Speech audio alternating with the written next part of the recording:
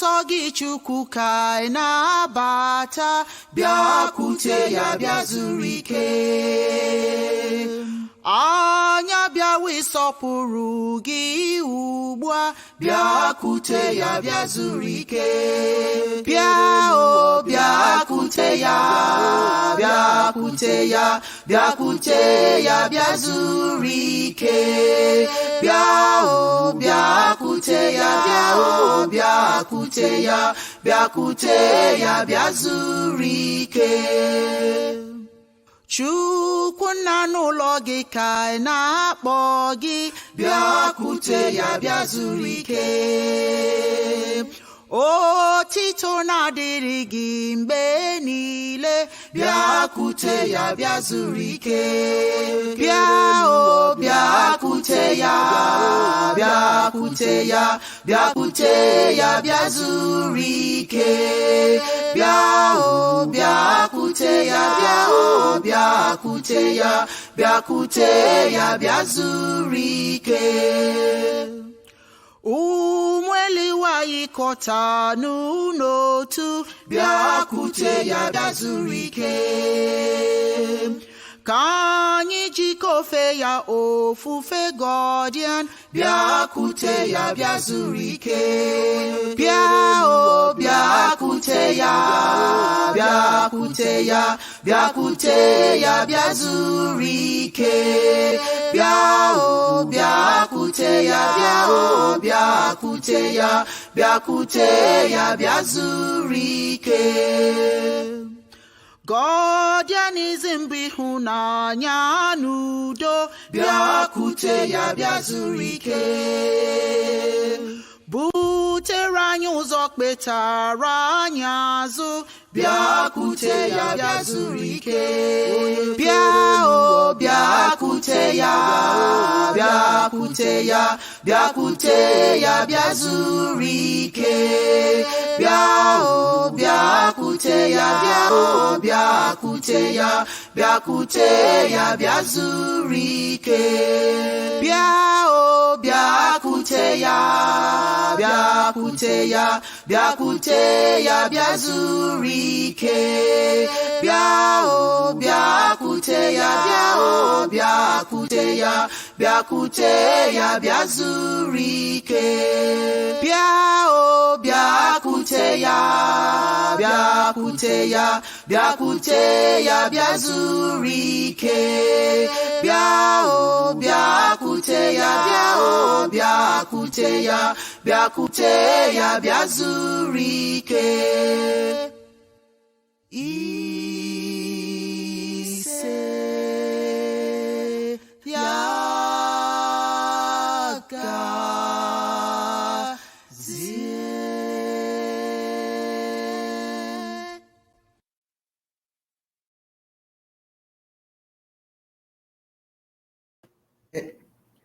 ya gaziere unu ndewonu ọnọfịa ọnụ ụzọ tọdụ unu mma. Welcome to Cieng Live. I am going to pray for everybody today because somebody prayed for me yesterday and something unimaginable happened. You see, sometimes in life you're expecting something to happen and sometimes it happens and you don't know because you're not paying attention. But sometimes some things just happen. You just know somebody prayed for you. I know somebody prayed for me. I know somebody was watching over me yesterday, and that's Cieng. I'm not going to tell you why I say that because it's a bit personal, but it was wonderful. It was unexpected. And when it goes all through, I certainly will share. But don't overestimate the work Cieng can for you when you least expect it. I'm Ochie Dr. Osimiri.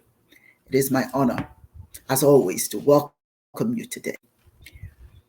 Oh, praises to the Almighty for this wonderful.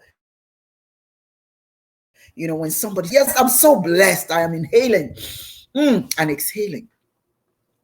Some friends were buried yesterday. Some friends buried day before.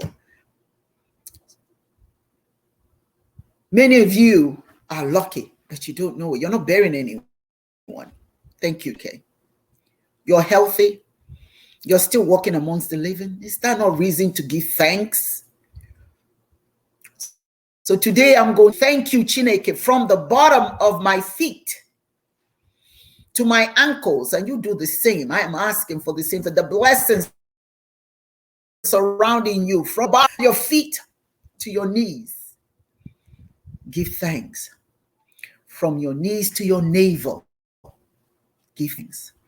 From your navel to your shoulders, give thanks. And from your shoulders to your head, give thanks. You are the lucky few. You are the lucky few. Many did not see this day. Feel enriched just because you are. Chineke knows that you are precious. That's why you woke up this morning, because there's so much you have to do. So much more that has to be done. That's why you have not been retired physically to the other world. You're here because you have a lot to do. Kele Chineke. Si Chineke no mela. You're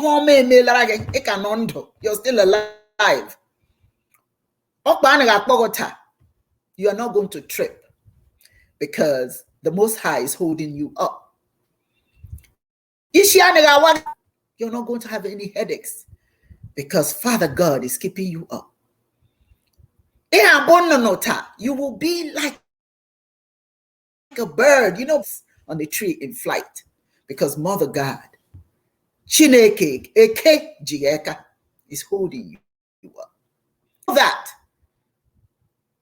just the way you are, the powers that be, the Holy Spirit, the ancestors are loving you today. If you are in pain today, that too shall pass. Sometimes that's what to remind you you are alive. A little pinch now and then to say, okay, you are alive.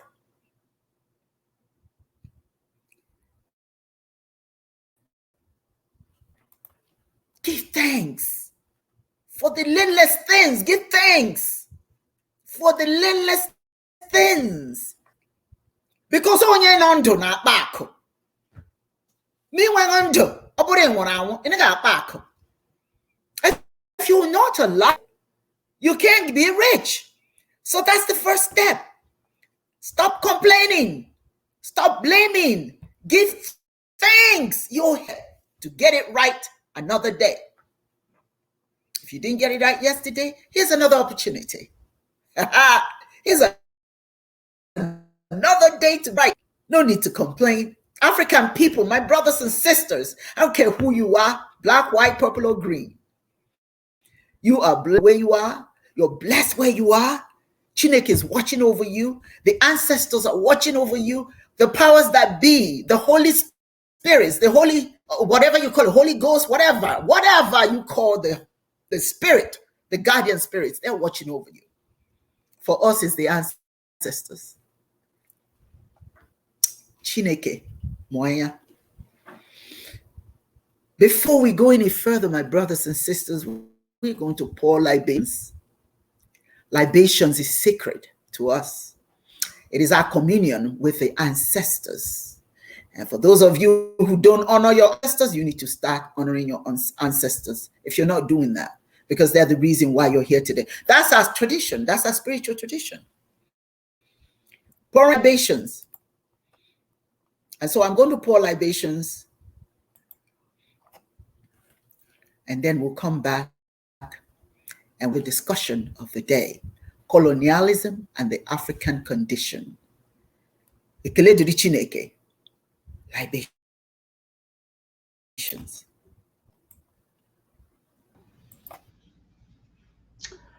Afrunge, I see you. I hope you see me. As I pour libations today, I'm going to pour it in this receptacle, and I'm going to use water, not wine, not rice, not honey. These are possible items I could use to pour libations. Some things that you can sprinkle on the ground, you can pour on the ground. I pour libations today, first and foremost, in the glorious name of Chineke. Chi the male energy, masculine energy of the Creator, and Eke, the feminine energy of the Creator. I pour libations and I say, Ise. Ise means, and so it is in Igbo Nigerian language. I pour libations to the four winds, to east, west, north, and south. I say Ise. I pour libations in honor of the great ancestors, the great grandmothers, the great grandfathers. Ise. I pour libations and ask for their wisdom to continue to flow through me, accessible through the power of my spirit. He say, I pour libations today in honor of all that is good in the universe, the sun, the moon, the wind, the oceans, everything that gives us life, everything that supports life on earth. I pour libations in their honor. I pour libations and call upon the Creator in all the names that we use to call upon the Creator. Chineke, Olodumare, Kamuna, Jinyami, Katonda, Inyemi, Nkosi, Uvuzilele. God has a different name in different tongues. Call upon Chineke. We call upon you today. We ask for good health. We ask for high moral quality. We ask for peace and love, which is within the personal ability of each and every one of us. We call upon the spirit of those individuals that have made it to the ripe old age of 80, because we realize that we reincarnate. We have 7 opportunities to get our lives right. So for those who have made it to the age of 80, we pour libations today and call upon their names. We pour libations in honor of those who are still on their journey, who have not made it to age 80. We wish them well wherever they are. We call upon the spirit of those yet unborn, and we ask that when they come into this earth, that they will inherit nothing but the goodness that we ourselves have put in front of them, that we have done to ensure that they live a fruitful and healthy life. We call upon the spirit of our personal ancestors, and I ask you this time to call upon your ancestors. Mungu Maboso, Ugiwonsa, come on, Onyioha, Keuko Onyioha, Ahan Keuko Onyioha. Call upon my mother who has become an ancestor, Musa, Ngozi Musa, Noha, Ngozi Musa, Onyioha. I call upon you today, your journey. May your journey be bright. You made it to the right old age of 91. We want you to be with us to continue your journey. But your journey is now, you have elevated to ancestorhood. So we ask you to continue to watch over us, to protect us from all evil. Stay in front of us, behind us, beside us. Anything that we touch, may it turn into gold. Help us to see any dangers in front of us. Help us to see any dangers anywhere around us. I ask all of you to please call upon the names of your ancestors. Call them, because if you don't, that means that they didn't exist, and that means you certainly don't exist. So I call upon your ancestors. Ise, Ise, Ise, Ise. I will ask you to make noise for the ancestors. Make noise for the ancestors. Please make noise for the ancestors, because when you make noise for the ancestors, you acknowledge them, you let them know that you still have their names on your tongue. You acknowledge them, you let them know that they still matter. You acknowledge them by letting them know that you appreciate the fact that they lived. Thank you, Chineke, for this wonderful opportunity that you've given us, for breath, for the ability to walk, for the ability to eat, for the ability to do all those things that sometimes we take for granted, but we shouldn't. And so I am going to end my libations with a famous libation song. Ogeke Chineke kama, chere ya n'ụmọbụrụ na oge ahụ dị anya, chere ya ekwedula ka obi gị daa mba, chere ya n'mgbe oge ruru, ọ ga-abịa kwa, chere ya Chukwu nke igwe ọ na-echeta gị, chere ya ọ dịghị mgbe ọ na-echefu gị, chere ya n'ezie n'ihe banyere gị, ha niile na-emetụ Chineke n'obi. Chere oge ya, Chineke's time is always the best. Sometimes it seems like your blessings are taking too long coming. Just be patient. Know that when the time is right, the Most High, the noble ancestors will come forward with what your needs are and bless you more than you can even ever imagine. They will bless you. They will bless you. You're already blessed. Know it, believe it, and act it. And so it is. I say, Ise. And finally, I ask you to call your names. Wherever you are, call your name. Because someday you want to be an ancestor. You want to get to be the age of 80. So when you put your name out there in the universe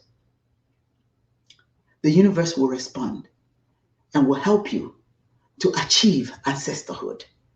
You keep living and keep living, keep living. Yagazie, ofo, Ise. And so it is. And so it is. I take some water, I sprinkle on the floor, I sprinkle on myself, and I will take some of this water and I'll sprinkle all around me just to cool the temperature, to remove anything in my path that will do me any harm. And so it is. Yakazie, I see you. I hope you see me. And so it is.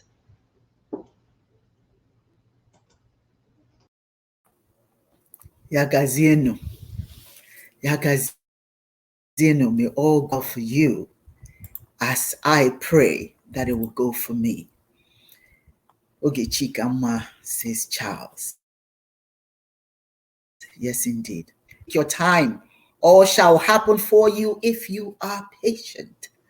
That's what Igbo people say. Be patient. Patience is a skill that we need to develop. It's an emotional state of being. If you can exercise it, you will be amazed at how you see the world so differently. Instead of you being in a hurry to get somewhere, if you're patient, even when people are coming after you, even when people are angry with you, be patient. Do something else. They don't need your attention. Misery does not need your company. What you do is walk away. Leave them alone. People who are to test you are trying to bring the evil out of you, the negativity out of you, the worst of you drawn out because of them. You know that? Be patient with little people. Gawaniru, move forward. Gawaniru, this we must do, people. Move forward. Leave the naysayers behind. Leave those who want to belittle you. Leave those who say that you're ignorant. Leave those who say that God made a mistake because you're here. Leave them behind. Leave them. The Most High has already spoken. That's why you're here. The day that you were being developed in your mother's womb and in your father, these people didn't know nothing. They weren't a part of it. So what they think, they have no right to validate you. Today, we are going to be talking about just that. How African people are being told that they do. The sad thing is not that we're being told that. The sad thing is that we are accepting it. We're being given historical information about us, and we're accepting it. It's not what people say and do about you, it's what you accept. It's like Kool-Aid. We drink it like Kool-Aid. I was watching a video today, though the native doctor is trying to treat a man went to a native doctor. And people thought that was funny. I didn't see it. A man went to a native doctor to ask for help. And the native doctor pulled out the Bible and gave him, this is the only thing will save you. Actually, only the Bible will save you. And the man who went to the native doctor is looking like, don't we have our own God? What is this? This is what we do. We dress in our African attire. We dress in this. And yet, we walk around promoting someone else's philosophical thought because we convinced we're not good enough. And To the extent sometimes when somebody says anything about, you know how we are. You know how we are. What is that? That's you defining yourself by someone else's standards. You don't know, you know how we are. How are we? If we are not good, make us better. That's your job. If we're not good, make us better. Find ways to make us better. Look within us. What happened? What served our ancestors well? Find those things. Reenact it into the present. Don't beat us down. It's going to respect you. Colonialism and the African condition. That is the conversation today. And it is my honor and my pleasure, as always, to bring in my co-host, Dibia Onyioha.UNIAACL-EACL. Carl, I see you. Yeah, I see you. I got to ride on the spiritual, part of this program in the beginning, and I'm just going to reiterate. Oge nke Chineke kama chere ya, oge ahụ adịghị anya chere ya, ihe niile banyere gị chere ya na-emeta Chineke n'obi, chere ya. That time is the best time, right. Like you said. Don't rush anything. Just build it. Do what you're supposed to do on your part. The heavens, karma, Chineke, the ancestors will take care of everything else. You cannot win the lottery if you don't buy a ticket. The ticket to win the lottery is your effort. Just put in the right effort. Have faith. All will be well. Don't sweat the small stuff.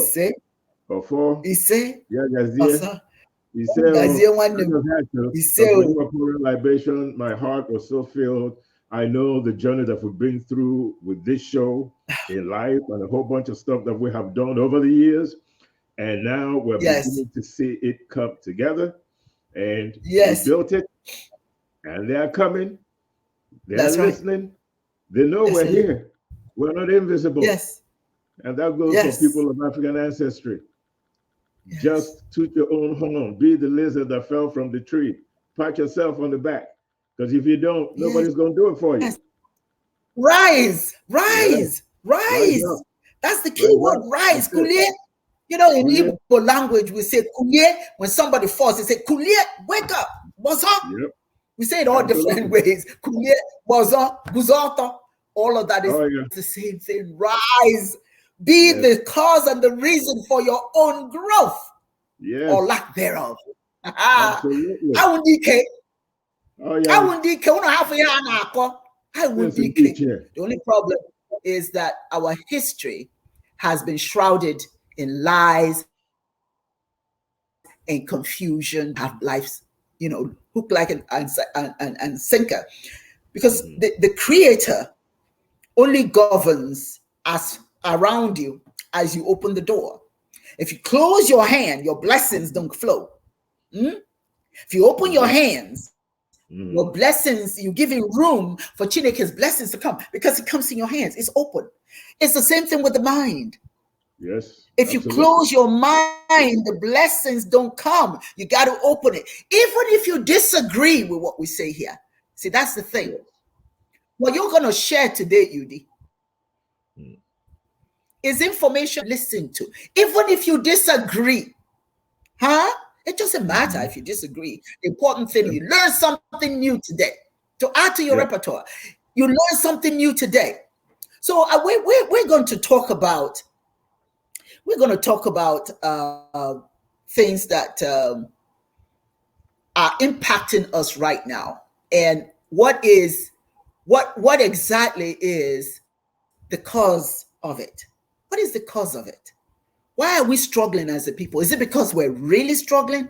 Or is it because we've been convinced that we're struggling, and so we act like strugglers? We live in lack because of lack. So let me ask you, let me just share this, Udi. You know, after most African nations became independent, there's not, you know, most people are not sure what the legacy of colonialism is. What has colonialism done for us? Now, with most African countries that are still, you know, tottering, and their feet, and many are close to collapse. You know, there are some people who are asking, you know, the problem due to the colonialism that we experienced, or are there inherent inadequacies in the African people? Of course not. That those who believe in colonialism say that it's nothing you argue about. Whatever it is that colonialism may have brought, the overall effect was positive for Africa, and they're proudly saying that. And let me tell you, it's not just them. I got some questions for you. The colonial powers have exploited Africa's natural resources,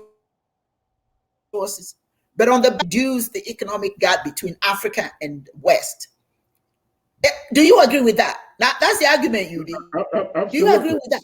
Yeah, absolutely. You agree? Here's the question. Yeah. It says that colonialism reduced the economic gap between Africa and the West.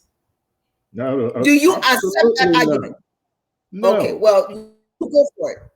Absolutely not. First of all, there are three schools of thought when it comes to colonization. One is the school of thought from the apologists, right?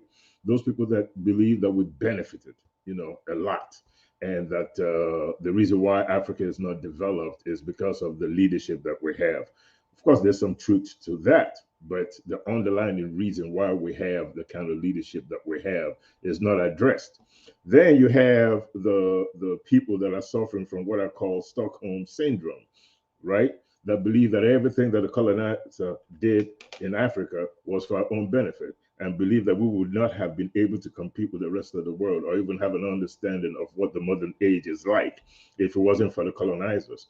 Then you have people with a Pan-African mindset, people like you and I, that believe that colonization has stifled Africa's growth and didn't offer us the opportunity to evolve like the rest of the world.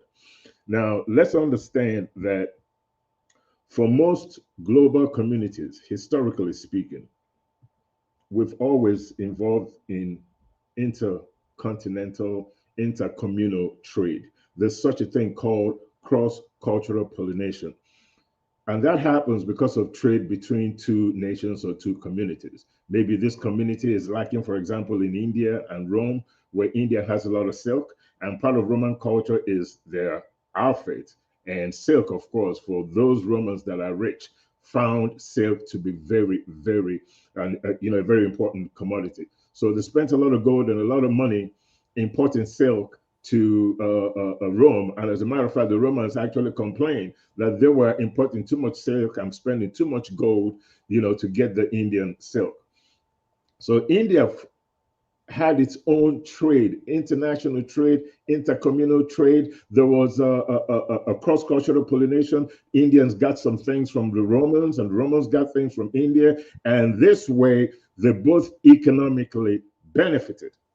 Now, when India was colonized, what happened?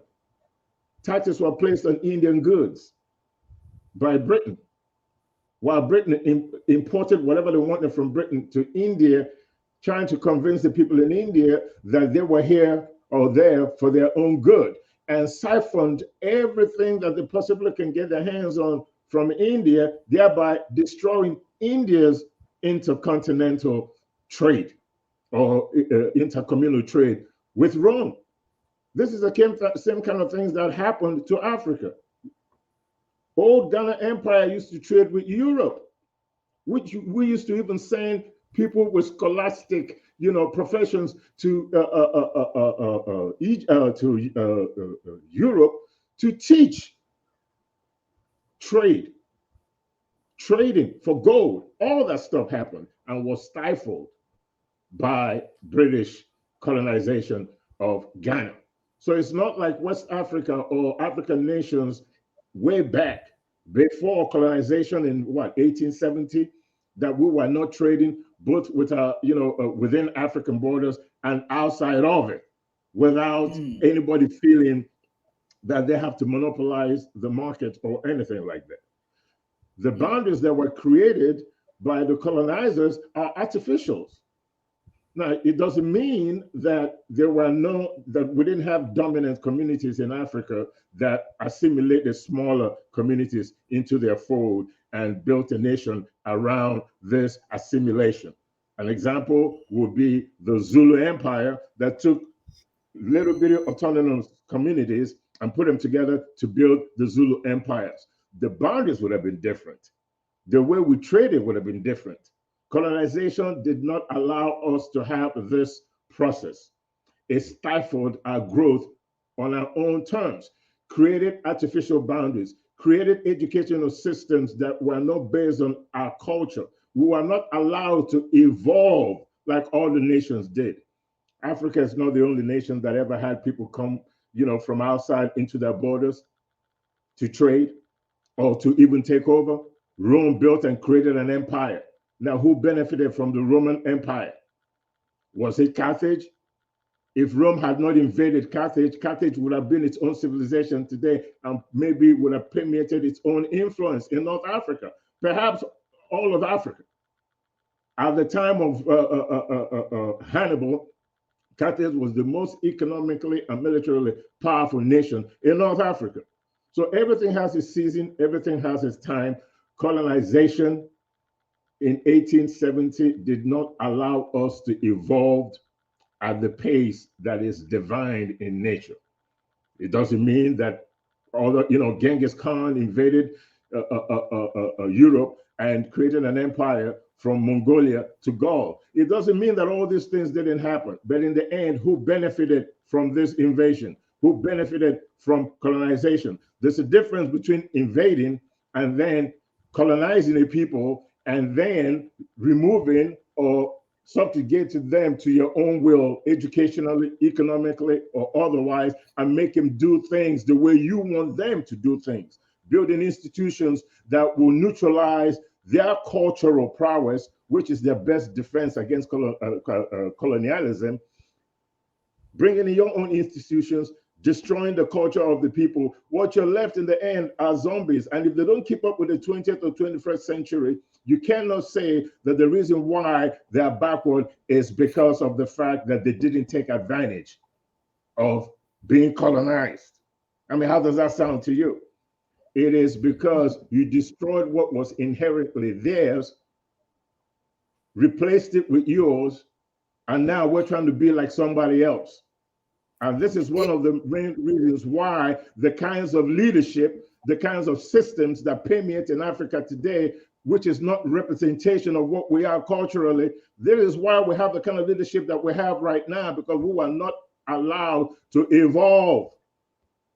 Well, let me ask you. Yeah, that is very true. Evolution, evolution is spiritual, UD. Evolution is spiritual, and when you're evolving, you're personally evolving, or community you're evolving, and something comes in there and stops it, right? Yes, it breaks the natural law order of things. Progression. So you're confused. You don't know which way to go. And particularly when you're told to follow a path that's so strange to you that you're struggling in it. And ultimately what happens, what you do have collapses. Now, here's another thing that is being said about how we benefited from colonialism. Because the seeds of intellectual, hear my words, the seeds of intellectual and material development in Africans was what colonialism did. It planted the seeds of intellectual. Now, let me ask you, is this true? Did they create enlightenment where we as African people were ignorant? And remember, don't forget to put in what we knew about the Creator. Exactly. What we That's knew the about point. the Creator before. Go right ahead. That is telling somebody else's story and not telling your story, right? That's part of being colonized. You tell somebody else's story. You're involved in Stockholm syndrome. You praise the person that has held you in bondage and has stifled your natural progression and devalued you as a human being, believing that you are inferior to them. These are all products of colonization. Before the European came to Africa, we had our own medical system. You could call them witch doctors all you want to. These were native doctors that understood medicine from a holistic perspective. And they studied it. They studied it. They studied it. We used to do brain surgery before the Europeans came. Did you know that? We did brain surgery right in the open, not in an operating room, right in the open. They will remove your cranium, take your head out, and all you see is the brain, and they will do surgery on you. And in some parts of Africa, and they didn't go to Colombia. They didn't go to Colombia. When you had malaria in the old days, you didn't take camoquine, nivoquine, or chloroquine. You simply went and got that ericicum or whatever they call that stuff. You boil the leaves. Once you boil it, you drink it. It got rid of malaria. Now, if you are allowed your natural progression, you probably it's my mind cup. It's called my mind cup. My mind cup. Yeah. Okay. Now, it is possible now to take the liquid that comes out of the my cup, turn it into a pill, take it, and it will do the same thing for you. And it didn't come from Britain. We had our own educational system. We believed in the Almighty Cieng and prayed. We had a belief in one God before the Europeans came, or the Arabs came with the Quran, or the Europeans came with the Bible to tell us that the God that we believe in is different from the God that they believe in. And yet, if you ask the African, ask the European, or ask anybody from any community that believes in monotheism, one creator, and ask them, did God create everything on earth? Their answer will be yes. So if their answer is yes, then it is fair for me to conclude that we're praying to the same God, so you didn't bring God to me. Yes. We knew God. There's really nothing that the European gave the African that the African didn't have. The only thing we didn't have was the gun, which was an instrument of colonization. Do we have medical system? Yes, we did. Do we have an educational system? Yes, we did. Did we have philosophies? Yes, we did. With the saying of the wise and Atutulu and all that kind of stuff. Did we build houses, abodes? Yes, we did. Yes. Did we believe in God? Yes, we did. What aspect of life did the European bring to the African that we didn't have? The first mathematical calculation ever recorded in human history was called the Limbog bones in Central Africa. Say it again. Say it again. Say it again. The first mathematical calculation for distance was called the Limbog bones in Central Africa. Then from there, you have what they call the Ishaka bones that were used to calculate distances when everybody else were living in caves. So there is nothing that the European brought to the African that the African didn't already have. The only difference and giving it away. That's it. Oh my God! Yes. Giving it away. We just were not allowed this natural progression based on cross-cultural pollination, where nations take from other nations things that are not present in their culture or in their way of life or in their sciences, and vice versa. You traded ideas. That was part of the human a journey. We trade ideas. That's right. Cross-cultural pollination. No one community since the history of mankind or womankind was totally self-sufficient. It never happened. No. And a lot of the reasons why you cross your borders to invade other people was never spiritual. It was always for some greedy economic reason. That's why you did it. Thank you. Go ahead. I want to ask you this. So this is exciting to me. I can't control myself because what I want my people is that what you believe about yourself ultimately impacts how you're going to act on behalf of yourself. Am I right or am I right? You know, and when you and then this is important. Spirituality, people need to understand. My people, listen to me. Spirituality is not about praying. It's not about being on your knees. It's not about looking up and just calling God to work. Because I'm telling you what Chineke is doing, looking down on you and say, are you crazy? Have I not given you enough? Look behind you, look beside you, look around you. Everything. But people convince. I say this, UD, and you hear me say, the world is a Serengeti. Yeah. Only the fittest survive. You cannot fault those who want to survive. You fault yourself for not being in the battle, not preparing yourself for your own survival. As long as you're an animal, if I may use that expression, looking at the hunter to feed you, the hunter will feed you bullets. fat enough so they'll have you. You see what I'm saying? You cannot ask the people who are trying to survive. You know what I'm saying? Yeah.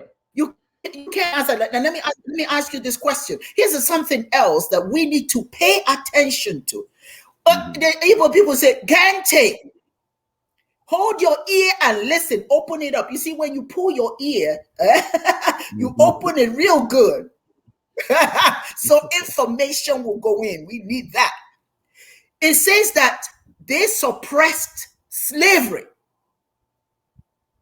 and other barbaric practices, such as, now listen, pagan worship, cannibalism, and the formal education and modern medicine were brought to people because we had limited understanding or control of our physical environment. This is what they brought to us since we were so much in the dark.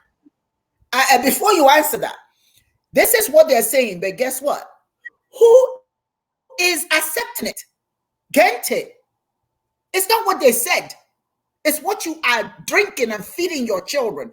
You know, all our children are so miseducated. They are black kids are the most miseducated children in the world. Oh, yes, they can regurgitate. You know what other people have taught them. Let me finish this thought. That's what they regurgitate. So this kind of thing that I just said, that they're saying about our people, just remember, please, you hear me, Gente. It's not about what they're saying. It's about what we are believing. Yeah. Now, I want you to answer that question. Go ahead. You're absolutely right. You know, they're defining us. They're telling our history for us. They're interpreting the effect of colonization for us. We're not doing the interpretation ourselves. And one of the reasons we're not doing the interpretation for ourselves is because we don't have cultural institutions that serve the people, that makes the people aware of their past and the importance of culture as the backbone of a people, the importance of culture in filtering your history to the masses so that people understand where they've been, where they are, and where they are going based on their past experiences. Now, if you go to China, China has institutions of cultural relevance designed for this same purpose. You go all over Europe, any country in Europe, they have these cultural institutions designed for this very purpose. Go to the Arab world, they have cultural institutions designed for this purpose. Go to Japan, go to Korea. Anywhere you go in the world, they have cultural institutions that tell the story of the people, that tell them where they've been, their contributions to civilized behavior, where they are, and where they're going. It is only those countries, at least India is an exception. It is only those countries that were colonized by the Europeans, both in South America and in Africa, that have forgotten their history, that have allowed the colonizer to define them. The problem with South Africa today, South America, is not the fact that they're having economic challenges or whatever.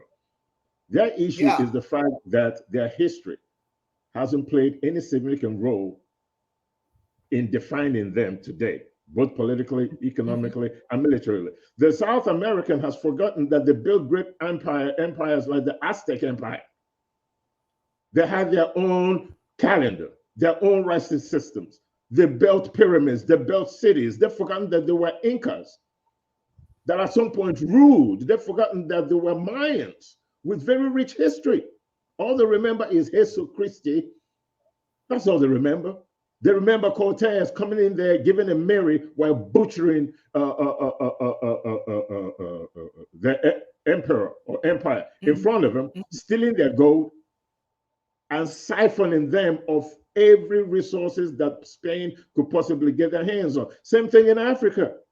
That's right. We forgot who we are. Even if some of the history of Africa was influenced by Islam, but we forgot those. Even though to me, it's part of the problem that we have, the Islamization of Black Africa. It's part of our problem. And today it plays a very detrimental role in where we find ourselves today, where these Black Muslims in Africa are killing their own brothers and sisters over a doctrine that does not serve them historically or otherwise. Muhammad is not from Kenya. What do I care about Muhammad? He's not from Abuja, Nigeria. He's not from Liberia. He didn't do anything for those in South Africa. Why should I kill my brothers and sisters over a spiritual hero that does not belong to me? Why would I in Africa kill myself over a spiritual hero that belongs to the European? Jesus Christ is not from Mali. He's not from Central Africa. He never did anything for me. And the struggles that he had it for the Jews and those in Rome. It had nothing to do with me. We have not created institutions and educational systems that educate our people on the relevance of culture, how important culture is, how important our history is, why it is necessary to show where we've been, where we are today, and where we need to go in the future, to show the contributions that we've made to civilized behavior. You're absolutely right. They have defined us. Children, for your children. Our children, they don't have that. You go to our school children today, are so, I worry about the future of the Black. I worry about the future of the Black. I fear about the future of the Black world because the children are not prepared for the battle. They're not. You understand? There's a battle brewing, y'all. There is. And that battle is for survival. We're not even ready. We're not even ready. We're going into battle with people with machine guns, and we're coming in there with a fork or maybe a knife on the left. A butter knife. We have with a piece of book. We have tragedies happening to us. And we open a book and pray for that book to solve that problem. If onye na chok off, when my ancestors said that, if onye na chok off, what you seek, so shall you find. You cannot find relevance in the world when you want to shrink into your greatness. You think you can hide and people will see you and be proud of you and celebrate you and say, oh, no. You have to teach your own sake of the children. The children need to be. I have been in a school, UD, I'm going to share this with you. When I used to go to schools and speak on behalf, when they have their Africa Day and all that sort of thing, and I'll go to these communities, these schools in the suburbs where majority of the children are Caucasian, and then you have a sprinkling of our little Black kids sitting there. None of those Black children ask questions. It is the white children that ask me questions about Africa. The little ones, they hide because they don't know. It's not their fault. They don't know. They have no idea. So when I am talking about Africa and I'm telling them all these beautiful things about Africa and how they should be proud, there's a little white kids who are saying, yeah, that sounds so cool. I remember one little white child ran after me when all the kids had left. He ran after me. And he says, I think African people are so neat. It was a little white child who said that. And he ran away. But none of the little Black kids that were asking questions. At least at that time, I'm not, perhaps in a different school setting, it may have been different. But none of those children had enough confidence to say, this woman here represents me. She's talking about Africa. Now I can stand up tall and proud. Nah, they were hiding. If they could have hidden behind them other children. That's what I Well, told here's the thing. People need to, our children are suffering for our own lack of action. We're not helping them. There's another one that I need you to answer. Yeah. This is what they. I've always said that the greatest detriment to the growth of the African mind is the Sunday sermon. Oh, because every time you take your children to church on Sunday, what African stuff do you teach them? You don't teach them about their God. You don't teach them about their culture. You don't teach them about any contributions they've made to civilized behavior. You always talk about somebody else's God. You always talk about somebody coming in to spiritualize you. If you're not talking the Quran and Islam, you're talking the Bible and Christianism to the black child. So they get it in school. They get it in church on Sunday. Then they get it at home from mom and dad, particularly from mom. Yes. Sisters, y'all got to be careful. Y'all got to be careful. Yeah, you raise children that have no connection to their culture in any way, sense, or form. You teach children that they are inferior, that they were spiritualized, that it is the European or the Arab that brought enlightenment to them. So when they grow up through high school, they go into college, they never had a semblance of self. They never had a sense of pride. They never understood that there were kings and queens. Well, I don't mean that everybody was a king or queen, but I'm just saying that the royalty, right, for the African was for anybody that could rise or wanted to rise to that level. Even Osu's outcasts will rise to become kings. You know that in Igbo land. That's right. That's right. So your growth was never limited by your condition. That's part of African spiritual culture. That's right. Nobody taught our children. So for those of you out there listening to this show, understand, and I'm saying it unequivocally because it is based on truth. In times of war, truth is always the first casualty. But on this program, CHSM Live, we resurrect the truth. We ain't trying to kill it. And the truth is, part of the reason why Africa is where it is today is because of the influence of foreign religion at home, in school, in your churches and your mosques. You teach nothing African. Everywhere where our culture is relevant, you destroy it. You burn the shrines.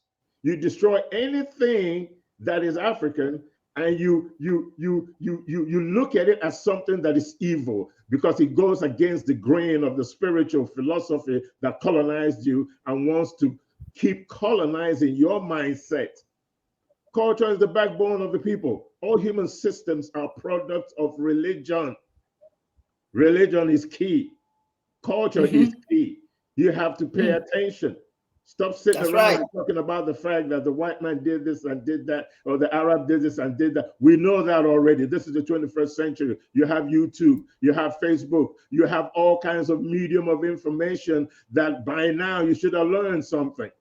But the tragedy is, if you don't have independent organizations like ours, or you don't have an imperial patronage, which is support by any government agency to promote the culture of the people and make it relevant in our educational system, we'll never catch up with the rest of the world. Period. We wouldn't.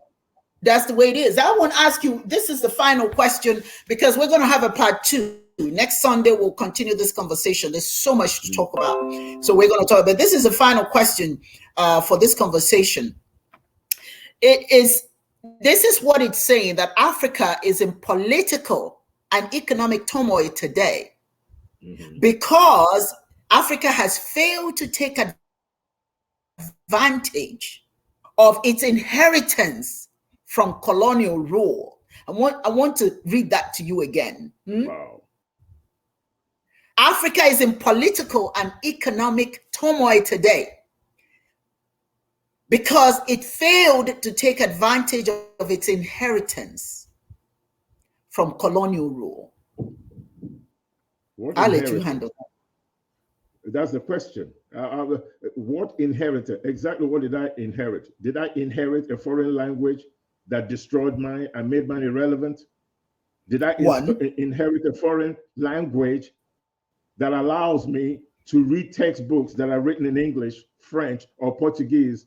And in all of Africa, not one textbook is written in any African language, not in Bantu, not in Igbo, Yoruba, Swahili. I cannot open up a book in history and read it in Swahili. I can't open up a book in geography and read it in Bantu. Neither can I open up a medical book and read it in Igbo. Are there any textbooks in Africa that is written in any African language for scholastic purposes? So what inheritance are you talking about? Purposes. Yeah. Are you talking about medical?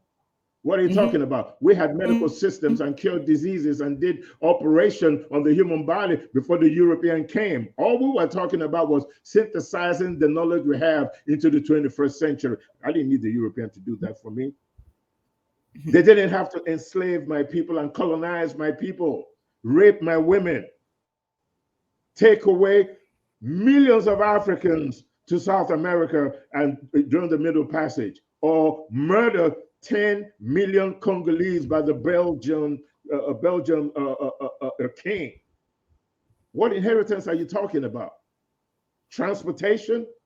Did we not have great fleets that plowed the River Niger, the River Congo? Did we not trade with our neighbors? Did we not trade with Europe? Was the Nile River not one of the most consistent delivery routes in all of North Africa? Exactly what inheritance are you talking about? You want me to believe that there never would have been an automobile industry if it wasn't for the European? That we wouldn't have had vaccinations for all kinds of diseases if it wasn't for the European? When you and I both know that the vaccination, one of the major vaccinations was created by an enslaved Ghanaian. I think it was a smallpox or something like that. What discoveries in human science was devoid of a Black person? Was it the bulb? Who discovered the filaments for the light bulb? Say it again. To dominate. Who performed the first open heart? Who performed the first open heart surgery in the United States without any formal education? It was a Black man. What about laser surgery? What discoveries in science today had nothing to do with the African? Inheritance. What did we inherit? A sham political system. Our political system is not inherent in our culture. It's European or Americanized, and we're running around like zombies, chickens with our head cut off, not understanding exactly how the situation works. The inheritance you must be talking about is corruption. Because in Igbo culture, we had the age grade system of government. It was a political system, right? You know what I'm talking about. It was devoid of corruption. Yes.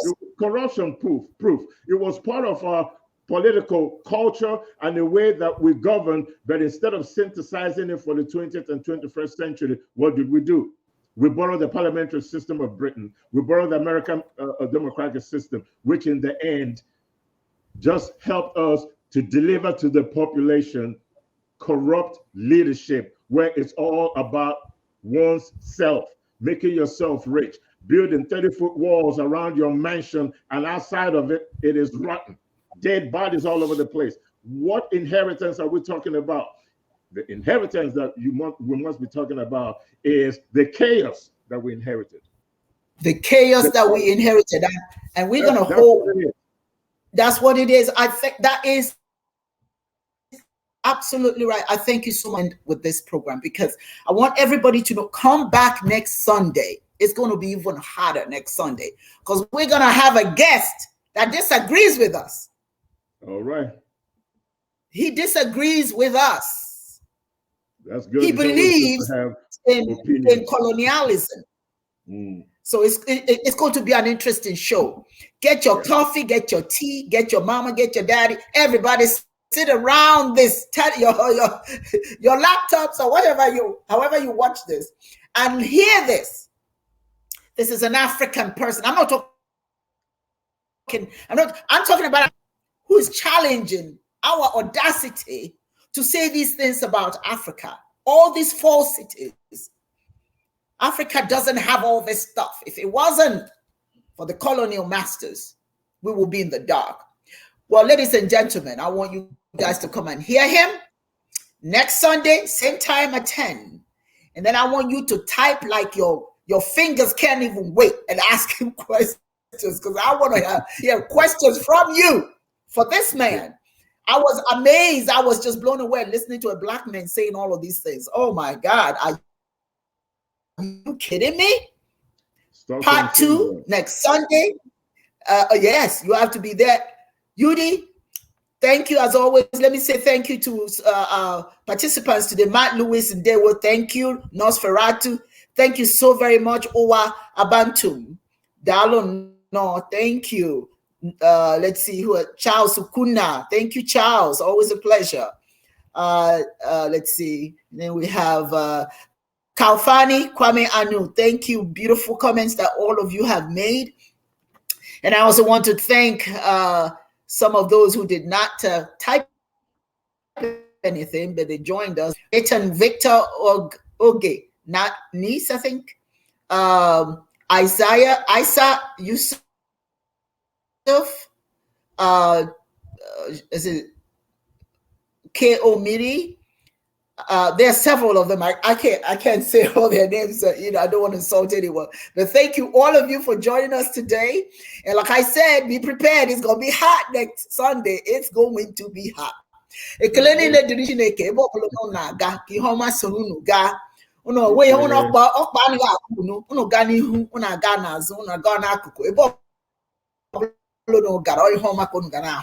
to be all walking in peace and love and joy, to the right, to the left, above you, beneath you, everywhere you go, until we meet again, will be nothing but goodness. And so it is, and so it is, and so it is. Yagazieno.